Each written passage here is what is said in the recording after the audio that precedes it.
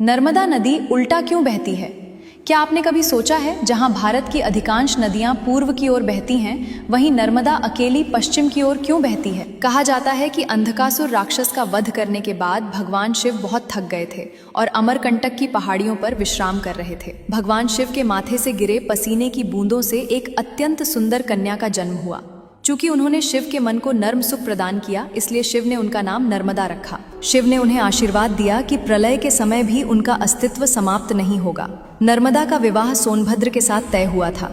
दोनों के बीच प्रेम था, लेकिन विवाह से पहले नर्मदा के मन में अपने होने वाले पति को देखने की इच्छा हुई। नर्मदा ने अपनी प्रिय सखी और दासी जुहिला को अपना संदेश और उपहार लेकर सोनभद्र के पास भेजा। साथ ही उन्होंने जुहिला को अपने आभूषण भी पहना दिए ताकि वो राजकुमारी जैसी लगे। जब सोनभद्र ने जुहिला को सजे धजे रूप में देखा तो वे उसे ही नर्मदा समझ बैठे और उसके सौंदर्य पर मोहित हो गए। जुहिला के मन में भी पाप आ गया और उसने सोनभद्र को सच नहीं बताया।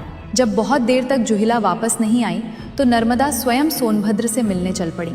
वहां पहुंचकर उन्होंने देखा कि सोनभद्र और जुहिला एक दूसरे में मग्न हैं। अपने प्रेमी और अपनी दासी का यह विश्वासघात देखकर नर्मदा क्रोध और ग्लानि से भर गईं।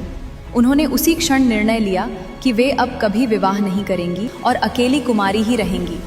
नर्मदा ने अपना रास्ता बदल लिया और सोनभद्र, जो पूर्व की ओर बहते हैं, उसके विपरीत पश्चिम की ओर मुड़ गईं। यही कारण है कि भारत की अधिकांश नदियां पूर्व की ओर बहती हैं, लेकिन नर्मदा पश्चिम की ओर बहती हैं।